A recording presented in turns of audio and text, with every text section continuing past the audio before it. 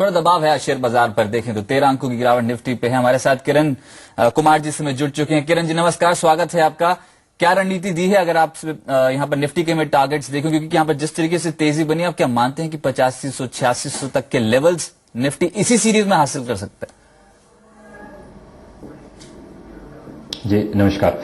पहली बात, गवर्नमेंट का पॉलिसी मेकिंग जो है बहुत तगड़ा हो रहा है, और दूसरी तरफ एक्चुअली पॉलिसी का इम्प्लीमेंटेशन भी अभी देखने को मिल रहा है। जैसे कंपनीज के बारे में फ्यू इंटरनेट ऑफ थिंग या आईओटी का एक्चुअली रिसेंटली गवर्नमेंट ने एक अनाउंसमेंट किया था, जिसके लिए टेक्नोलॉजी एक एनेबलर ही नहीं लेकिन गेम चेंजर भी हो सकता है। तो इस तरह का पॉलिसी मेकिंग, ये इम्पैक्ट मार्केट्स में रहेगा।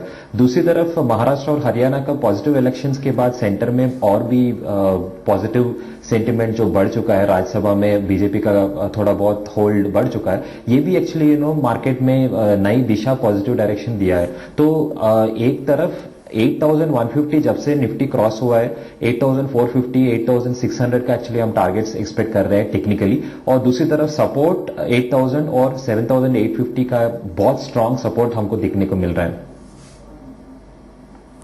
चलिए ठीक है, आपसे यहां पर बातचीत जारी रखेंगे। इसी बीच रियल्टी काउंटर्स पे अच्छी तेजी आज के सत्र में। कंज्यूमर ड्यूरेबल आईटी काउंटर्स पे भी कहीं ना कहीं मोमेंटम जो है वो काफी स्ट्रांग पड़ता हुआ नजर आ के विपरीत चाल दिखाए हुए है। किरण जी आपके पास मैं आता हूं, और कुछ कंपनियां जो आपने हमारे पास भेजी हैं, जो स्टॉक्स जिस पे आपकी नजर है, पहला है अतुल ऑटो। क्या टारगेट्स लेके चलें और पोर्टफोलियो में ऐड क्यों करें? जी, अतुल ऑटो एक ऑटो के सेक्टर में या ऑटो एंसिलरी के सेक्टर में एक टॉपिक होगा।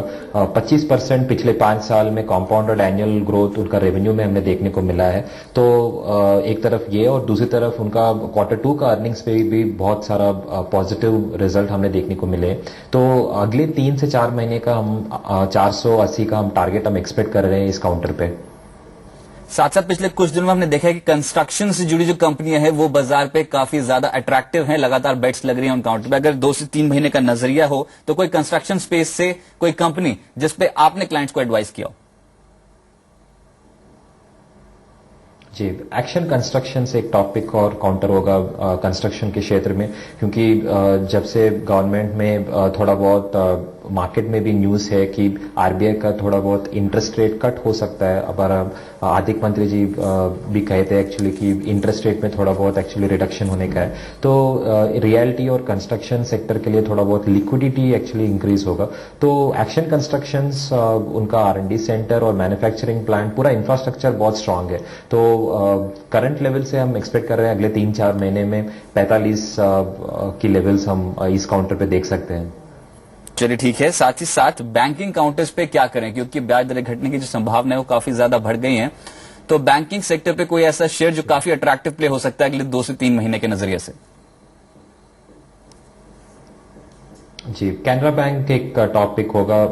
जैसे कल हमने देखा था उनका रिजल्ट्स देखने को मिला, तो नतीजे के बाद नेट इंटरेस्ट इनकम में 30% से ऊपर बढ़ाती को देखने को मिला, और दूसरी तरफ ऑपरेटिंग एक्सपेंसेस भी 14% का इंक्रीज हुआ है।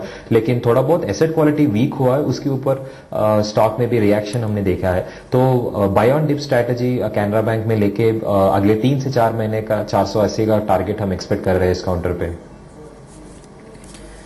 चलिए, और साथ ही साथ बैंक ऑफ बड़ौदा के यहां पर नतीजे आ चुके हैं। जो मुनाफा है वो 1104 करोड़ बैंक ऑफ बड़ौदा का दर्ज हुआ। एक अच्छा खासा अपसाइड यहां पर देखने को मिला है बैंक ऑफ बड़ौदा के मुनाफे पे। हालांकि यहां पर जो उम्मीद थी वहां पर 1210 करोड़ की उम्मीद थी, और उसके मुताबिक नहीं आया मुनाफा। फिलहाल 1104 करोड़ का मुनाफा ही बैंक ने दर्ज किया। स्टॉक पे उसका इंपैक्ट है, क्योंकि नतीजे जो है वो अनुमान से थोड़े कम पैट फ्रंट पर देखने को मिले हैं। 1104 करोड़ और 1220 करोड़ का अनुमान था। तो स्टॉक पे आप रिएक्शन देख सकते हैं। चलिए, इसी बीच धानुका एग्री के भी नतीजे आए, उसकी मैनेजमेंट इस समय हमारे साथ जुड़ी है। एनके धानुका जी इस समय हमारे साथ मौजूद है। धानुका साहब नमस्कार, स्वागत है आपका। जिस तरीके से नतीजे कंपनी ने पोस्ट किए, आए 11% के 11.5% के आसपास बढ़ी, मुनाफे में अच्छे खासे इंक्रीमेंट देखने को मिला। क्या कुछ की हाईलाइट्स रही नतीजों की? 12% टॉप लाइन में ग्रोथ रहा। एबिटा मार्जिन में 24% के लगभग ग्रोथ रही है, और पैट में 30% ग्रोथ आई है जी। इरेटिक मानसून के बावजूद ये अच्छे नंबर्स जो है कंपनी डिलीवर कर पाई है जी। तो एबिटा मार्जिन भी हमारा 17.68 से 19.63% हो गया है। 195 बिप्स की इसमें बढ़ोतरी हुई है। गोइंग PBT में फॉरवर्ड 199 कंपनी अब कैसे देखती है बिजनेस को? क्या ये जो रेवेन्यू एक्सपेक्टेशन है आपके अनुमान के मुताबिक है और आने समय के लिए क्या आप इसी ग्रोथ को कंटिन्यू होता देखते हैं क्या?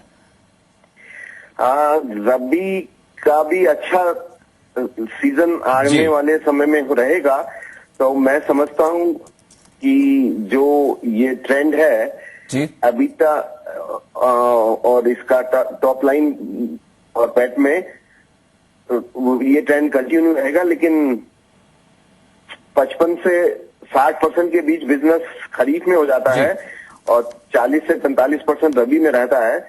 तो ओवरऑल जो है हम 100 करोड़ से ऊपर का पैट इस साल में एक्सपेक्ट कर रहे हैं। बहुत बहुत शुक्रिया आपका हमारे साथ जुड़ने के लिए, नतीजों पर चर्चा करने के लिए। लेकिन इस बीच फिर से फोकस बढ़ाते हैं बैंक ऑफ बड़ौदा पे, क्योंकि जो नतीजा है वो काफी डिसअपॉइंटिंग है। Net NPA figures, gross NPA figures दोनों में ही इजाफा देखने को मिला। मुनाफा 1104 करोड़ और ये उम्मीद के मुताबिक नहीं है, क्योंकि 1200 करोड़ से ऊपर की जो पैट फ्रंट पे उम्मीद लगाए हुए था बाजार। ग्रॉस एनपीए 3.11% से बढ़कर 3.32% होते हुए नजर आए हैं क्वार्टर ऑन क्वार्टर बेसिस पे। और नेट एनपीए की जो फिगर है वो भी 1.74% है, जो तिमाही दर तिमाही आधार पर काफी ज्यादा है। स्टॉक पे साफ तौर पर इसका इंपैक्ट देखने को मिल रहा है। 925 के लेवल पे आ गया बैंक ऑफ बड़ौदा। इस समय 27 रुपए का डेंट पड़ता हुआ नजर आया है क्वार्टर ऑन क्वार्टर बेसिस पे। नेट एनपीए और ग्रॉस एनपीए में बढ़त देखने को मिली है। कहीं ना कहीं एसेट क्वालिटी को लेकर फिर से चिंता पैदा हो जाएगी और मुनाफे की जो फिगर है वो भी बाजार की एक्सपेक्टेशन के मुताबिक नहीं है। स्टॉक आप देख चुके हैं गोता लगा चुका है, इंट्राडे बेसिस पे अपने दिन के निचले स्तर पर कामकाज कर रहा है। किरण जी, बैंक ऑफ बड़ौदा के नतीजे कैसे रहे? क्या आप एक्सपेक्ट कर रहे थे